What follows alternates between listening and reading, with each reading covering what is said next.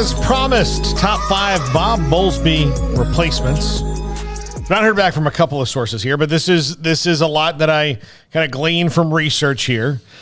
So I kind of broke them up into categories on the 5 different ones because there's different ones. So number 5, if you're going to promote a Big 12 AD, Shane Lyons from West Virginia has experience on committees, has been kind of all over the place doing different things. He's the one I think could kind of handle everything very kind of smoothly. A lot of people may think Kirby Hocutt on this list, but I think Kirby Hocutt, while I think there might be a little bit of Greg Sankey in him where he can like step out and be very braggadocious about things, I'm not sure that he's the guy they need right now.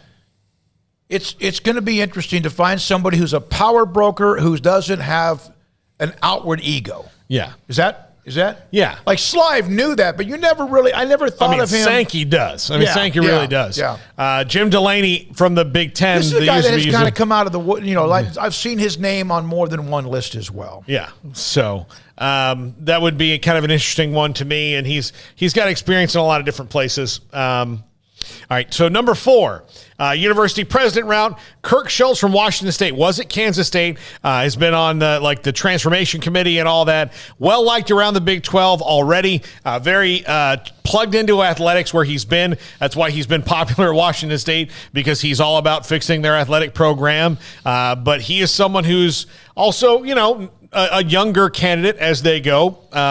Certainly younger than the guy who's the popular pick, and we'll get to that at number 1. But he's someone who's been involved in a lot of different things as well, and might be able to, because he's worked in different pockets of the country, be able to navigate a lot of those things. Okay. Right. Yeah, I do, Paul. I'd love to chime in. I got no idea about Kirk Schulz, so I'm just going to roll with you on this, man. Yeah. So number 3, the fast-rising AD, a guy who served on the College Football Playoff Committee, who's done a lot of different things, college basketball. Michael Kelly from USF. He's been kind of all over the place, and he is an AD who's trying to get stadiums built for USF and improve their facilities. People really like this guy. He's a fast-rising, popular guy. I don't know if the jump, though, from USF AD to Big 12 commissioner is what they would, but he did kick the tires on the ACC job when they hired Jim Phillips a couple years ago. Where was Slive before he was Slive?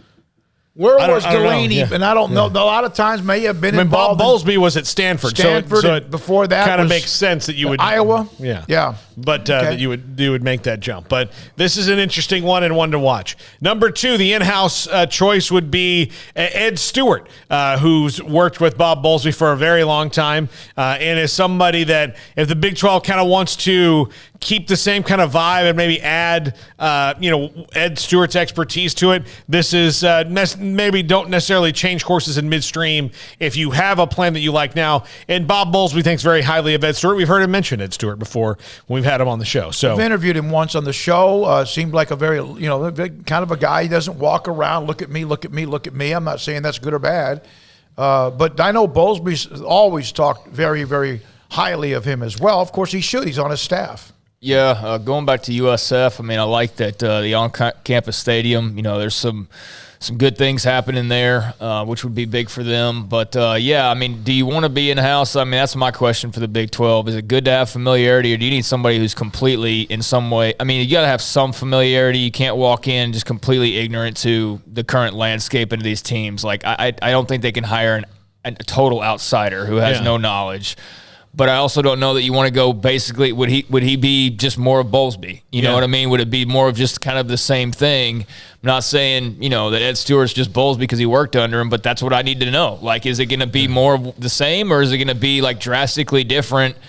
And because they need something not necessarily drastically different, but they need different. Well, and I'll tell you, one of the things this list has changed dramatically than what it was. I would have had a guy on this list as number 1, no matter who else I had last year not happened, because I thought for years the guy who would take over for Bob Bowles, who would be Joe Castiglione at Oklahoma. But you're not going to hire a guy who was part of the bid to derail your conference. Not a coup, but it was a coup. Basically was. I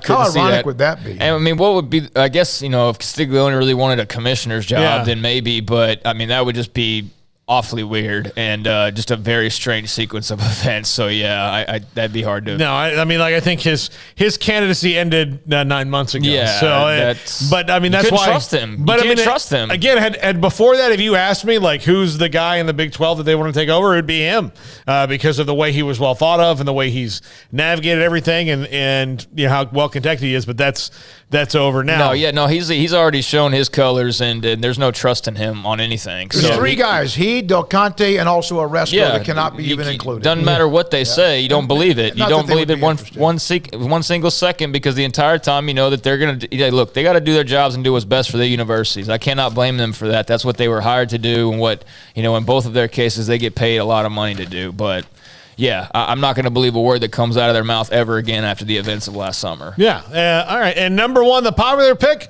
Oliver Luck. Look, Bob Bowlsby is 70. Oliver Luck is like 62 or 63. So I don't know if this would be necessarily a long-term hire, but he is, he's done a lot of different things. He's been an AD. He's been the commissioner of the XFL. He's been in business. He's worked for the NCAA. Everybody likes Oliver Luck. We've met Oliver Luck. He's, he's, what you kind of look for in a leader in certain things, but is this the job that he wants at this certain time? Is he the right guy? I would say, to me, I would feel confident in giving Oliver Luck this job if everything was normal and it was kind of a, make sure everything stays the same and prove you where you can.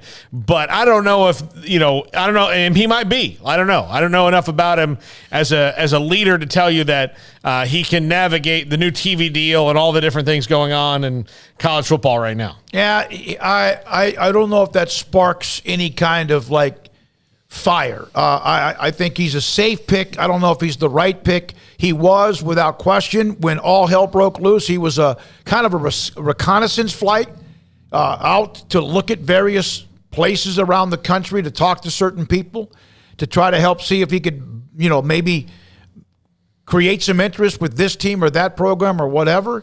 But that might be the safe pick. I don't know if they need the safe pick. They need the right pick, and they need somebody who's going to take them to another level in every specific way, from revenue to media to ideas to also being tough as hell.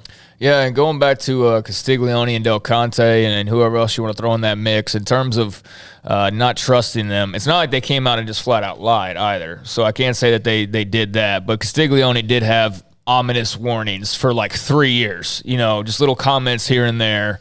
But yeah, I mean, the fact that it was done all behind closed doors the way that it was, and the fact they had no problem just leaving the Big 12 to die, that breaks trust for forever. And on Oliver Luck, I mean, yeah, that's the safe pick. I mean, that's what you could definitely say. He would be the safe choice and probably the odds-on front runner if you were just basing it off of safe choices. But I need to know more, or would have to learn more about him to see exactly why he would be great, other than, he just makes sense because he's been here and we all think he does a good job. We can't really break down why he does a good job, but we've just been told he does a good job and is well respected, and that's really all we have to go off of. But he seemed to have this last stint not the case with the XFL. That's currently in a lawsuit with Vince McMahon. But outside of that, yeah, I mean, the guy's received very high marks and seems to be well respected. And if it was him announced tomorrow, I would not be shocked at all. But is it the best choice? I don't know about that. I don't know. AD at Oregon, the AD at Colorado. I think George, one of those two, their names are on the list. Different people. On3 had theirs. The Athletic had theirs. SI had theirs. All of them, though, are plugged in pretty well. All right. Thank you, Paul. Appreciate it.